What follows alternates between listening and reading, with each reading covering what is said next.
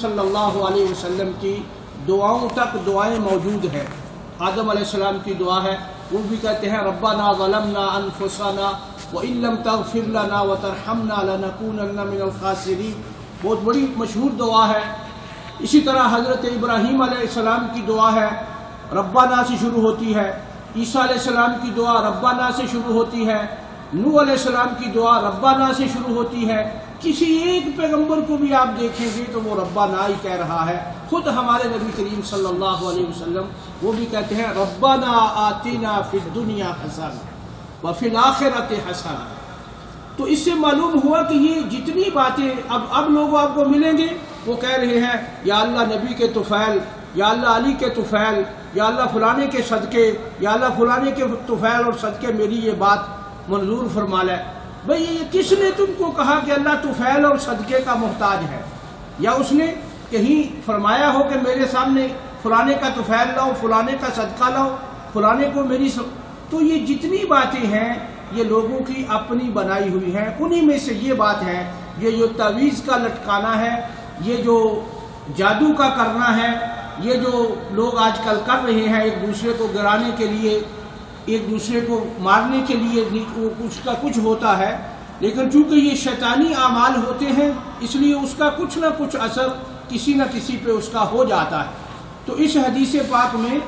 آپ صلی اللہ علیہ وسلم فرماتے ہیں کہ یہ تعویذ اور یہ جادو جو لوگ کراتے ہیں یہ سارے کا سارا شرک ہے۔ اس حدیث میں سب کو شرک بنایا گیا، جس کی تشریح یہ ہے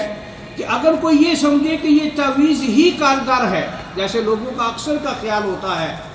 کہ جب وہ کہیں جانے لگتے ہیں تو کوئی چیز اپنے بازو پہ باندھ لیتے ہیں، کوئی گلے میں لٹکا لیتا ہے، کوئی پاؤں کے اس کے وہ جیب میں ڈال لیتا ہے، کوئی بٹوے کے اندر رکھ لیتا ہے کہ سفر پہ جانا ہے، یہ کچھ حمایت رہے گی، اس میں جن شاید ہوتا ہوگا اس کے خیال میں۔ تو یہ سارے کا سارا فرمایا جو یہ خیال کرے کہ اس تعویذ میں یہ طاقت ہے تو یہ شرک ہوگا، اور شرک کا آپ سمجھتے ہیں شرک جو ہے یہ ناقابل معافی جرم ہے جو اللہ تعالیٰ کے ہاں کبھی بھی معاف نہیں ہوگا۔ اسی طرح التمائم اس کو بھی کہتے ہیں جو چھوٹے بچوں کے گلوں میں لٹکاتے ہیں۔ اگر وہ لٹکائی ہوئی چیز قرآن مجید ہو، بعض اوقات یہ بھی ہوتا ہے کہ اس میں قرآن کی کوئی آیت لکھ کر لٹکاتے ہیں۔ اکثر علماء قرآن کے لٹکانے کی بھی اجازت نہیں دیتے۔ اکثر علماء جو کہتے ہیں قرآن پڑھنے کی چیز ہے، قرآن پڑھ کر دوسرے کو پھونک مارنے کی ٹھیک ہے گنجائش ہے، دم کر سکتا ہے ایک آدمی دوسرے کو قرآن کے الفاظ سے، لیکن قرآن کے بھی الفاظ کو لٹکانا بہت سارے علماء نے اس کی اجازت نہیں دی۔ کچھ نے کہا ہے کہ اگر وہ لحاظ رکھے قرآن کا، یعنی قرآن کی بے ادبی نہ ہو، تو پھر کسی کے اگر پاس کوئی آیت لکھی ہوئی جیب میں ہو یا وہ ایسے رکھ لے تو اس کی اجازت ہے۔ لیکن اکثریت جو ہے جن میں حضرت عبداللہ ابن مسعود یہ صحابی رسول بھی شامل ہیں، یہ بھی فرماتے ہیں کہ قرآن کے تعویذ کو بھی لٹکانا نہیں چاہیے، یعنی قرآن کی آیت لکھ کر۔ لیکن یہ یاد رکھیے اکثر جو تعویذ دیا جا رہا ہے یہ قرآن نہیں ہوتا، یہ اور بھی باتیں ہوتی ہیں۔ یہ یا تو حرف لکھتے ہیں جیسے حروف ہوتے ہیں، جیسے 786 جو بسم اللہ کا انہوں نے نکالا ہوا ہے، اسی طرح اور اس طرح کے حروف ہوتے ہیں اپنے خیال میں،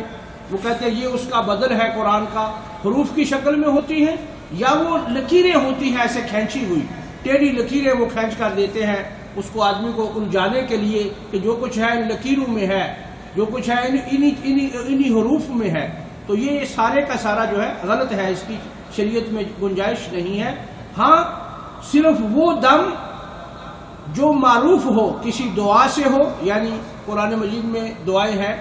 صورتیں ہیں، اور اسی طرح نبی کریم صلی اللہ علیہ وسلم کی دعائیں ہیں۔ آپ فرمایا کرتے تھے کسی بیمار کے پاس آپ جاتے تو آپ فرماتے اللہ اس کی بیماری کو دور کر دے، اس کو شفا دے دے۔ ایک زندہ آدمی دوسرے آدمی کے لیے ایسی بات کہہ سکتا ہے، دعائیہ الفاظ اس کے لیے دم کر سکتا ہے، اس کی گنجائش ہے۔ لیکن یہ جو خاص تعویذ ہیں جو چمڑے میں پروئے جاتے ہیں یا چاندی میں پروئے جاتے ہیں یا مبہم الفاظ ہوتے ہیں، جو حروف ہوتے ہیں یا لکیریں ہوتی ہیں، ان کی شرعاً گنجائش نہیں ہے۔ اسی طرح فرماتے ہیں کہ وہ پانی جس پہ کوئی آدمی دم کر کے دے، بعض اوقات ایسا بھی ہو سکتا ہے کہ قرآن کو پڑھ کے اس پانی پہ دم کر کے پیا جا سکتا ہے، تو دوسرا اس میں اگر ایک آدمی قرآن نہیں پڑھا ہوا دوسرا پڑھ کے اس کو دے سکتا ہے، کیونکہ اس میں قرآن ہی کی الفاظ ہیں اور قرآن میں اللہ ہی کی طرف سے وہ حکم اور اس کے وہ الفاظ ہیں۔ اس کی صرف کچھ علماء نے اجازت دی ہے، لیکن تعویذ جو صرف لکیریں ہوں اور دوسرا ہو، اس کی قطعاً کوئی گنجائش نہیں ہے۔ جس طرح دوسری حدیث میں ہے، آپ صلی اللہ علیہ وسلم نے فرمایا، من تعلق شیئا وکل الیہ، جس نے کوئی تعویذ لٹکایا گویا وہ اسی کا ہو گیا۔ یعنی تعویذ لٹکانے سے آدمی کا جو عقیدہ ہے وہ ایک ظاہر ہوتا ہے، جو اللہ کے سوا دوسرے کی طرف چلا جاتا ہے، اور ہمارے دین میں جو اللہ کے اختیارات ہیں، اللہ تعالیٰ کے جو حق ہے، جو اللہ کے فیصلے ہیں، اس میں دوسرا کوئی دخل اندازی کرنے کا مجاز نہیں ہے، اور نہ ہی کوئی اس کو بدل عدل کر سکتا ہے۔ یہ سارے انسانی وہم ہیں کہ یہ کریں گے تو یہ ہو جائے گا، وہ کریں گے وہ ہو جائے گا، نبی کا واسطہ دیں گے تو یہ ہوگا، ولی کا واسطہ دیں گے تو یہ ہوگا۔ یہ سب لوگوں کی اپنی بنائی ہوئی باتیں ہیں۔ اصل طریقہ کسی پر بھی کوئی مصیبت آ جائے تو اس کی شکل یہی ہے کہ وہ اللہ تعالیٰ سے اپنے اس چیز سے دور ہونے کی دعا کرے، فرائض کو خود پورا کرے، استقامت والی زندگی اختیار کرے، انشاءاللہ اس کی وہ مصیبت اللہ دور کر دیں گے، جیسے انبیاء کرام کا طریقہ رہا ہے۔ قرآن مجید میں اس کی بڑی مثالیں موجود ہیں، یہاں چونکہ کمی وقت کے باعث وہ ساری کی ساری نقل نہیں کی جا سکتی۔ اصل یہ ہے کہ ہم اپنے ہر معاملے میں، یہ ہمارے نبی کریم صلی اللہ علیہ وسلم کی تعلیم ہے کہ جو بھی معاملہ آئے اپنے اللہ سے اس کے حل ہونے کی دعا کرو، اس سے مانگو، اپنی زبان میں مانگو، عربی میں بھی ضروری نہیں ہے، اپنی زبان میں آدمی سوال کرے کہ یا اللہ میرا یہ کام بنا دے، یا اللہ میری یہ مشکل دور کر دے، یا اللہ میرے لیے، یہ ساری کی ساری دعائیں ہمارے نبی کریم صلی اللہ علیہ وسلم کی خود بتلائی ہوئی ہیں۔ اللہ تعالی ہم کو عمل کرنے کی توفیق دے، وصلی اللہ وسلم۔